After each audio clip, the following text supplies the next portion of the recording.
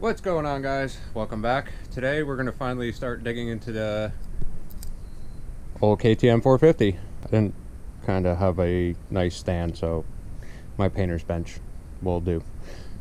Bike is nice and stable on there. Got some blocks on the rear tire, so what we're going to do first is pull the forks off, rebuild those. I got a bunch of new parts. I forget exactly what I got, but I know I did get new radiator because last year at the end of the season crashed the bike and bent the radiator in. Wasn't leaking, but I would like to definitely get that back to normal because the fenders are hitting here. And then I also, well, I guess let's do some unboxing and see what we got.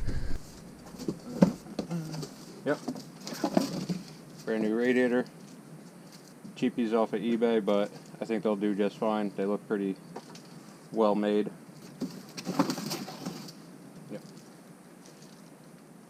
Cap and everything already on it. Some new radiator guards. Thinking about painting on black, but I'm not quite sure yet. I think that would look better with the theme on the bike. New hand guards. Mine are broken. Plastics for the hand guards. Went with black. These also come with the blinkers in the handle, which I like. I'm not constantly breaking them off on the trail. Fork seals. This is the entire kit for bushings. Front wheel bearings. New blinkers and adjusters for the top of the forks because the one doesn't work right. And as you can tell, the Harley's still running good.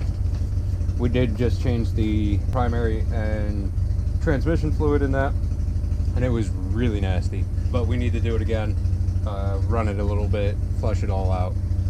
All right, so I think to start, I'm gonna pull the plastics off here, pull the caliper off, pull the speed sensor off, pull the axle out. Front wheel should come out no problem, and then we'll loosen up the clamps up here for the forks. I left my camera stand in the storage unit, so this is kind of what we came up with. We already had the thing and we just threw a board on it. This should work fine.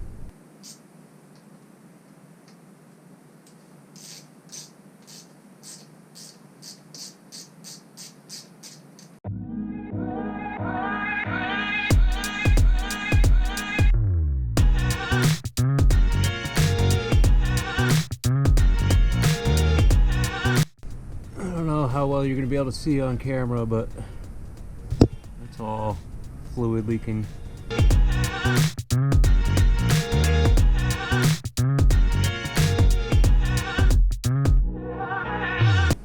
Now you want to be real careful with the speed sensor. The last time I did this, I actually broke that right off.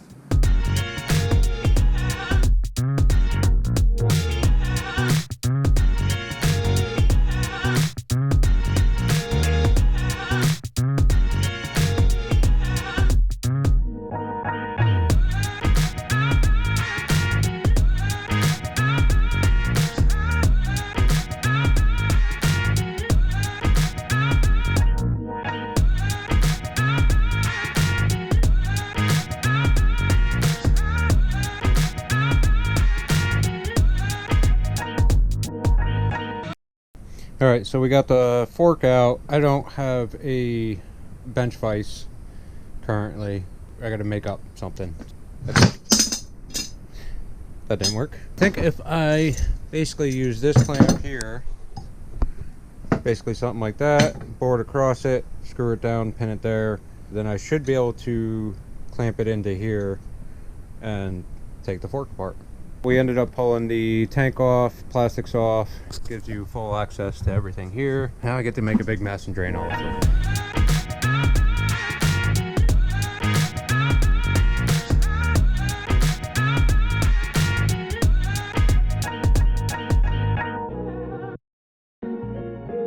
Alright, so I'm going to pull off the exhaust because I have a can of black paint, so I think it would look better.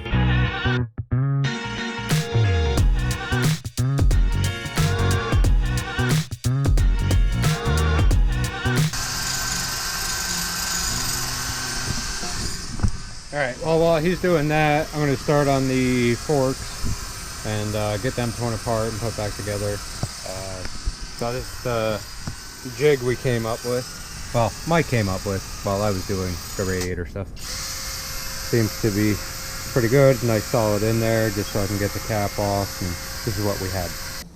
Alright, so I had to add a couple extra screws to this to start moving around while I was trying to take it off. The best way, you would want a bench vise with the soft jaws on it.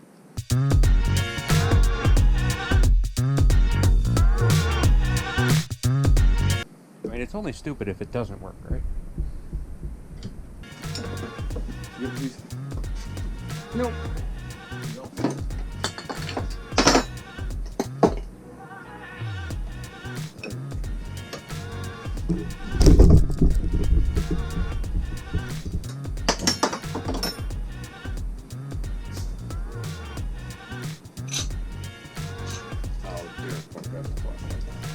Alright, so now that you got the cap loose here, go ahead and pour your fluid into a pan. I might be missing a bunch of fluid. Won't talk about that. Now, this wrench I already customized. It was a little too thick to fit where I needed it, so I ground down both sides. And what you're going to want to do is pull the spring down, and it will fit right here.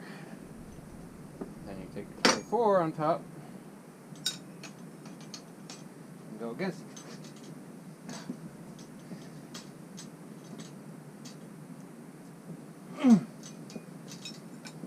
Yes, everything I do is not this back. Alright, we're going to move over to the other bench so I can start laying this out. Alright, so you go ahead, finish spinning off the top.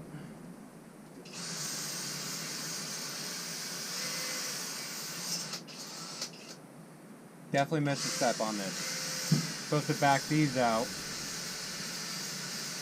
Sink them all the way in, count how many clicks you got, and then put your adjustments back to the same. I can count them on the next fork, and I'll just do that.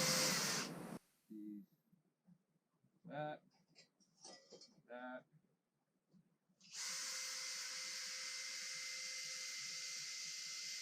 Wrench off.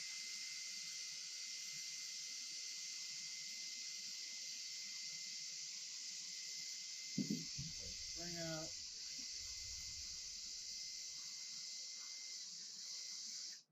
And then here, you're going to want to pump it a couple times and dump out the rest of the fluid. There's still fluid in here. So I'm going to go ahead and empty that. Alright, now go ahead and pull your adjuster rod out. And a little flathead. There's your one. There it is. There. Get that seal out, and then there will be a circlip in here that you need to pull out, and then you can pull the whole tube right out of there.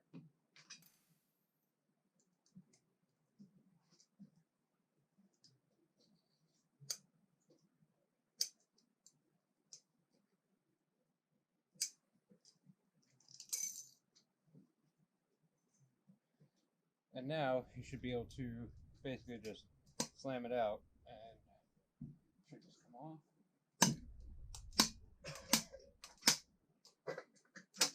There we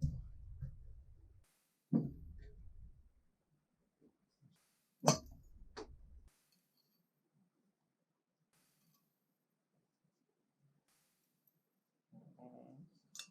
And then your spacer.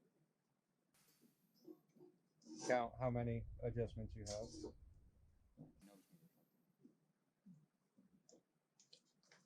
Ooh. Yep.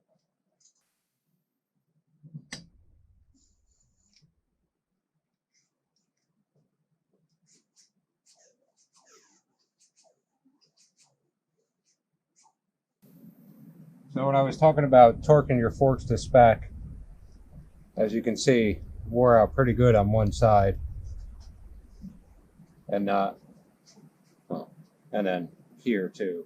It's probably because I had the forks too tight and it was pinching on that side and rubbing a little too much.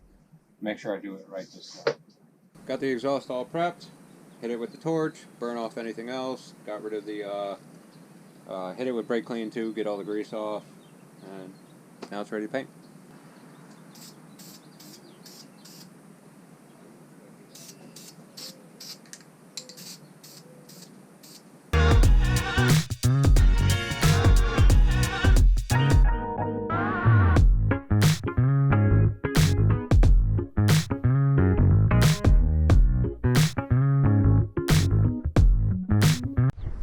Alright, so the kid had just a little romper on and she wanted to go on the Harley, and we told her she needed to cover her legs and arms, and this is what she came up with. Have fun, kid. Love it.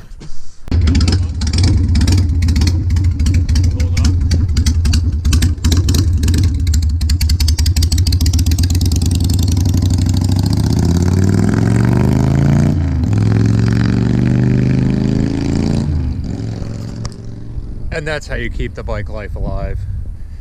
Let the kids ride, let them have fun with them, keep the sport going. All right, let's get back to this exhaust.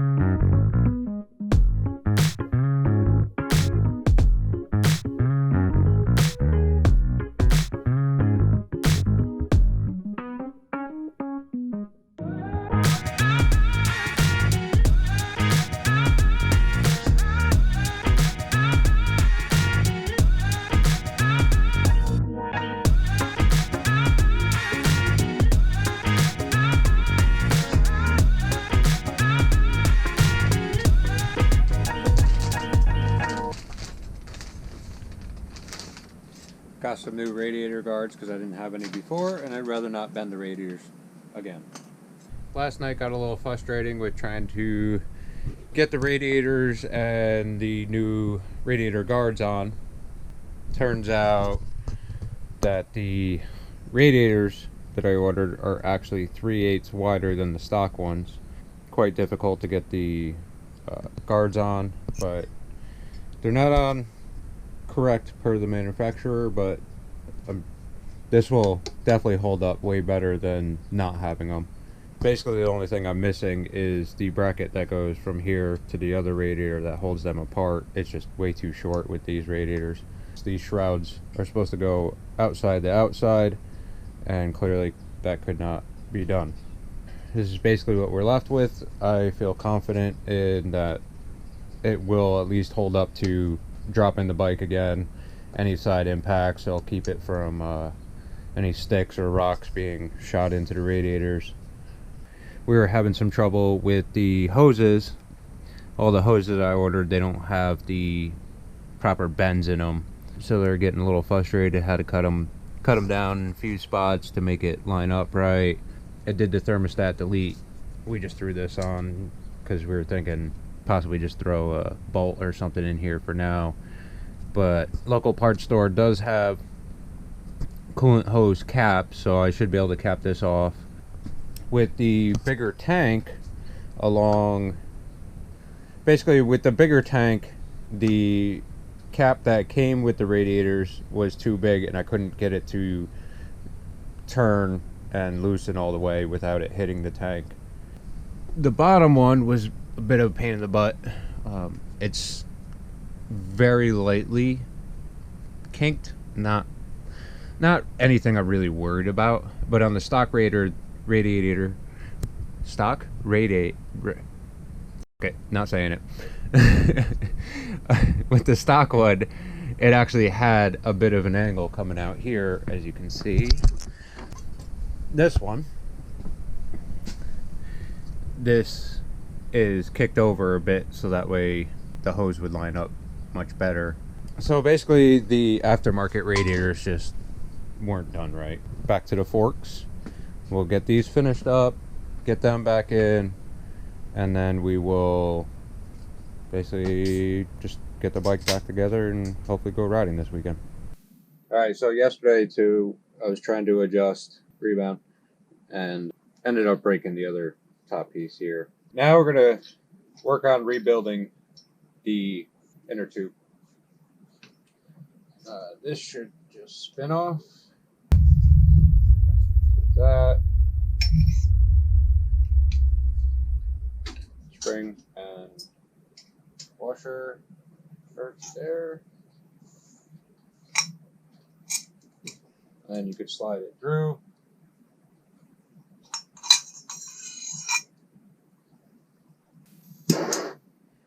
Alright, to get this lower piece apart, just want to hit it with some heat to break the thread locker loose. No.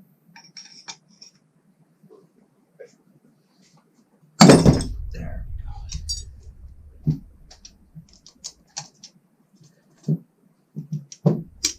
Alright, now we're going to start pulling the inner shaft apart and start changing everything in here. This is just your wear band, and we're going to start by pulling this top nut off. Throw a nut there, or throw a wrench on that, and then go ahead and loosen your top nut here. A straight pick. So stick it in here. You can go ahead and pull your shims off. You want to do it nice and easily, not to bend or hurt them in any way. And then take note of the orientation. You have the triangles on the top. Alright, now that I let this cool off a little bit, you want to go ahead and take this apart. Definitely should not have all this gunk in there. Sometimes if it's not still on this piece, it's still stuck inside the tube. So what you're going to want to do with this end is go ahead, pull that seal off, and then clean out all the old thread locker. Alright, well, Mike was working on the hand guards while I was working on the forks. I ordered the wrong ones. I ordered for 7/8 bars, and my bars on the ends are 7/8, but here they are not. They're the 1 1/8. So I guess I'm gonna have to order those and wait even longer to ride. All right, now that I got everything cleaned up, I'm gonna start putting my new O-rings on. The kit I got is from Pivot Works. It is for a few different forks and fork styles. Some of these pieces I will not be using, but basically just pull off the O-ring that you're changing, match it up to the O-ring in the kit, and you have what you need.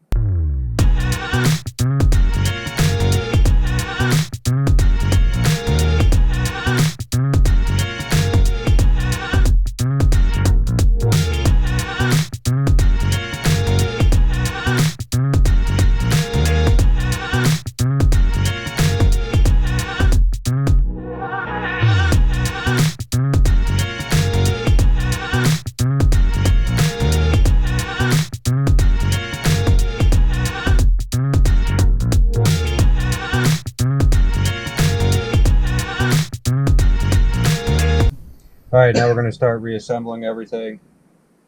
I got the O-ring there, lubed it a little bit with just some fork oil for now. It'd be better to use some O-ring grease, but I don't have any. So go ahead, you can throw your spring back on, and then you're going to want to put some medium or blue Loctite. All right, so I now have it in my jig. Have it set to 13.3. Alright, so we got that set. Alright, now that we got that one torqued down, go ahead and put your spring back on. Start with your first shim.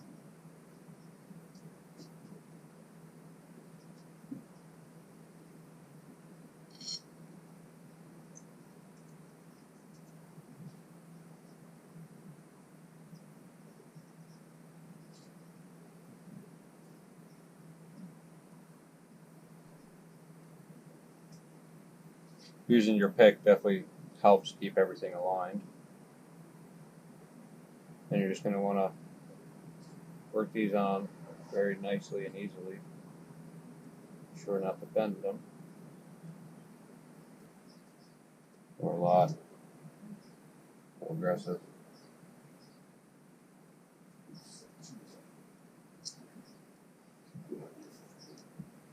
Well, I just realized as I was editing this video, I never finished it. It kind of went really bad from here. I went to torque down that nut on the top tube, or on the inner tube of the forks, and it just snapped off. Tried coming up with something to fix it, and there was just no way of fixing it. There was no threads left. There was nothing I could do from there. Trying to find an inner tube or a new set of forks. I'll see what I can find, but everything seems to be a little expensive for quite used forks that need to be rebuilt anyways. Yeah, went real bad real quick. We're so close to riding.